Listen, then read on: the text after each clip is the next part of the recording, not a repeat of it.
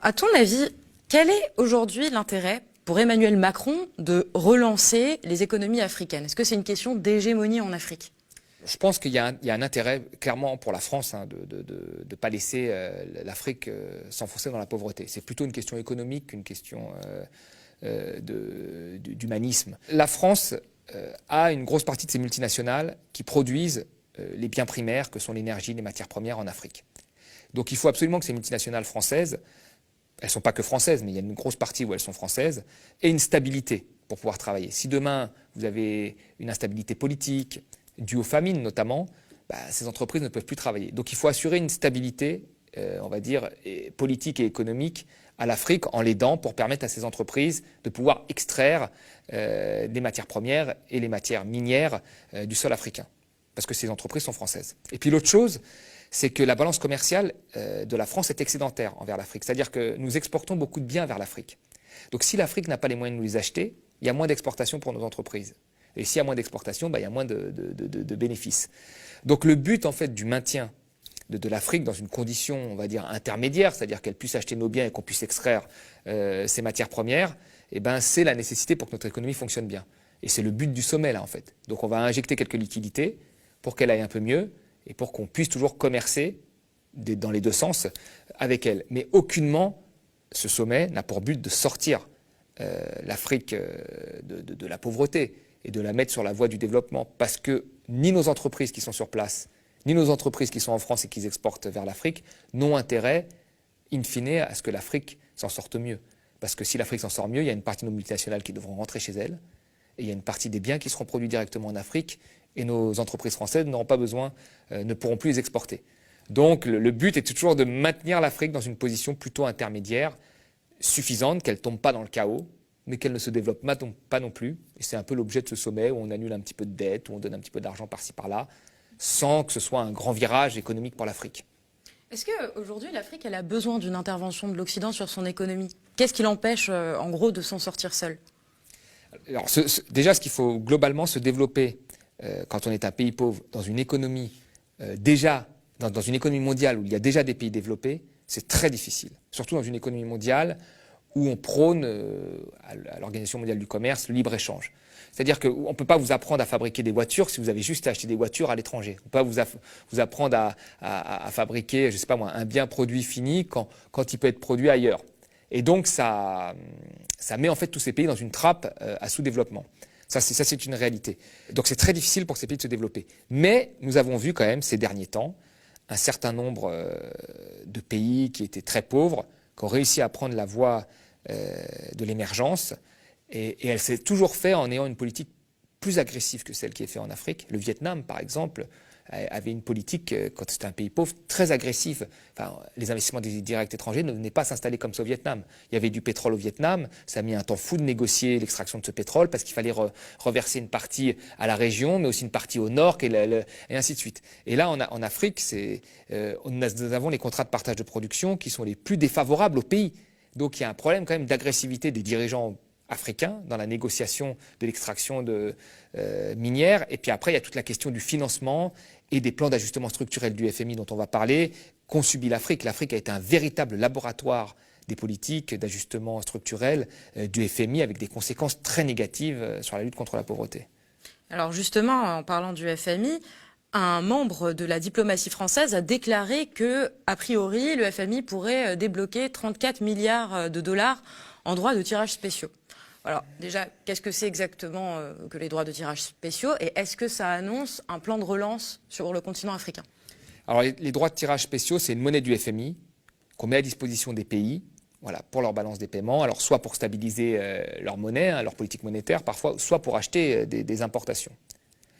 Mais il ne faut pas penser que c'est de l'argent qui est donné gratuitement. Le FMI ne donne jamais de l'argent gratuitement, il faut l'avoir en tête. Le FMI a des objectifs politiques qui est de libéraliser l'économie. Donc cet argent est donné, mais souvent il est donné en échange de réformes à effectuer. Et les réformes, on les connaît. Ce sont des réformes, privatisation, etc. Et quand je disais que l'Afrique était le laboratoire des politiques libérales du FMI, il faut bien comprendre que je crois qu'il n'y a jamais eu autant de pays qui ont subi les politiques d'ajustement structurel du FMI que nous avons découvert en Europe avec la Grèce notamment dont nous connaissons aujourd'hui les effets pour les Grecs. Les pays africains ont subi massivement ce type de politique. Et quand on regarde les résultats de ces politiques, on nous dit tout le temps, oui, mais ça n'a pas marché en Afrique pour des raisons autres que économiques. On nous dit c'est le climat, on nous dit c'est les guerres ethniques, on nous raconte plein de choses sur l'Afrique, mais on ne nous raconte jamais que ces politiques n'ont pas marché parce que c'est des politiques qui ne fonctionnent pas. Vous regardez en fait en Afrique, il y a eu des privatisations, le service public a reculé, les capitaux ont été libérés de tout mouvement, le marché du travail a été flexibilisé, enfin tout a été libéralisé. Et les pauvres sont devenus plus pauvres. L'Afrique, c'est le seul continent qui a vu sa pauvreté doubler ces 50 dernières années. Et c'est le continent qui a le plus appliqué les politiques d'ajustement structurel du FMI. Donc il y a vraiment une conséquence entre les deux. Donc quand le FMI prête de l'argent, il faut toujours se méfier. Et je veux dire aujourd'hui, sortir l'Afrique des politiques imposées par les bailleurs de fonds, moi je pense que c'est déjà une première étape pour que l'Afrique se développe. Je rappelle quand même quelques chiffres, c'est important. C'est que l'Afrique, entre 1950 et 1970, avait un taux de croissance plus élevé qu'à partir des années 80. Or, à partir des années 80, c'est là où on a appliqué massivement les politiques d'ajustement structurel en Afrique. Donc c'est très important de rappeler que quand le FMI intervient, ça ne se passe jamais bien. Et en 2000, je dis une dernière chose, en 2000, il y a eu un changement de politique dû à Stiglitz qui critiquait beaucoup le FMI et à la société civile qui a beaucoup manifesté contre ces plans d'ajustement structurel dans des ONG européennes, américaines, mais aussi africaines. Et on est passé à des documents stratégiques de pauvreté où c'était le pays qui devait rédiger contre-échange de fonds du FMI. Donc on est passé d'une situation où le FMI imposait à une situation où le FMI devenait un professeur et il notait les copies. Et en fait, quand vous aviez un document où si des Africains, des dirigeants africains avaient proposé ce que moi je propose, ils auraient eu un 0 sur 20 par le FMI. Ils n'auraient pas eu les fonds. Mais s'ils proposaient ce que proposerait Macron, libéraliser, flexibiliser, etc., bah là, on leur donnait de l'argent. Et puis à l'époque, attention, quand il y a eu ces documents, tu as toutes les économistes de gauche qui ont dit que c'était génial, que l'Afrique était maître de son développement, etc., ce qui était complètement faux. Mais chaque fois que le FMI donne de l'argent, il y a toujours un risque derrière parce qu'il y a des réformes qui sont imposées, jamais de l'argent gratuit. Et cet argent du FMI, il va passer par les pays africains, et c'est pour acheter des importations, il va finir dans les comptes des entreprises européennes. C'est tout. C'est un petit tour de passe-passe. Alors, je voulais aussi revenir sur une déclaration de Bruno Le Maire, dont on regarde un petit extrait tout de suite. Ce qui sauvera l'économie africaine, j'en suis convaincu, c'est l'entrepreneuriat africain, c'est les PME africaines, c'est l'esprit d'entreprise qui anime beaucoup de jeunes dans les États africains. Et moi, je dois dire mon admiration pour tous ces jeunes entrepreneurs que je rencontre, toutes ces femmes entrepreneurs que je rencontre, parce qu'elles ont beaucoup de difficultés à lever les financements nécessaires. C'est cet esprit d'initiative et d'entreprise que nous voulons soutenir. Alors, pour Bruno Le Maire, les économies africaines sont un atout majeur et la jeunesse est habitée par l'envie d'entreprendre. Est-ce que le mythe de la Startup Nation, le mythe du business angel, est-ce que c'est vraiment ce qui habite l'Afrique? Et ces propos, est-ce qu'ils illustrent une vraie réalité? Là, on est toujours dans le même mythe, le mythe de l'esprit d'entreprise. En fait, si les Africains réussissent pas, c'est parce qu'ils n'ont pas l'esprit d'entreprise. Alors que nous, on l'a beaucoup en France et en Europe. C'est un peu ça. Alors ça montre une vraie méconnaissance, moi je trouve, des problèmes de l'Afrique et de l'Afrique en général. Alors, il a raison quand il dit qu'il y a beaucoup d'entrepreneurs en Afrique, mais il n'y a que ça. Tout le monde est entrepreneur de soi-même, c'est des entrepreneurs de survie. Vous avez des pays où 70% de la population vivent en auto-entrepreneur quasiment. C'est-à-dire que c'est des petits entrepreneurs de la vie quotidienne. Vous savez, quand vous avez des défaillances des institutions, des défaillances de marché, vous les comblez avec une forme d'entrepreneuriat privé de survie.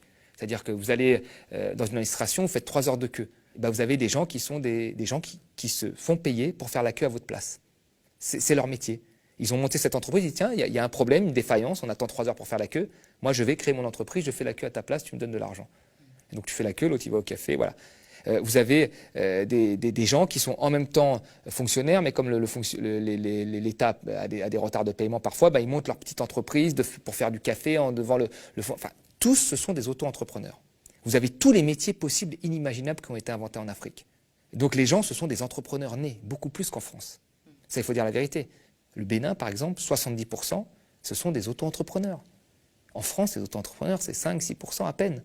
Je veux dire, 50% de la population française, elle bosse dans des grandes entreprises intermédiaires de plus de 250 salariés. Donc l'Afrique, elle n'a pas besoin d'entrepreneurs. Elle en a déjà plein. Elle a besoin surtout d'industrie. C'est hyper paternaliste en plus de qualifier ces personnes qui survivent en tentant de pallier les défaillances du système de business angel ou d'auto-entrepreneur ou quoi que ce soit. Enfin, c'est c'est différent d'un auto-entrepreneur français. Bah, bien sûr, là, il y a un mythe du super-héros entrepreneur qui pourrait réussir seul. Mais quand vous regardez en Afrique, même quand vous regardez les plus grands chefs d'entreprise africains, c'est des gens qui sont extrêmement innovants, qui ont inventé des choses. Mais souvent, l'accès au financement, les banques n'ont jamais voulu leur prêter d'argent ou à des taux mirobolants. Donc c'est souvent des entreprises étrangères, par exemple comme Total, hein, qui sont obligées d'investir dans des provisions d'investissement diversifiées, c'est obligatoire, et qui vont prendre le capital d'un start-upper, on va dire, ou d'un grand entrepreneur africain, et lui permettre d'avoir des fonds, et lui, il va s'enrichir. Mais voilà.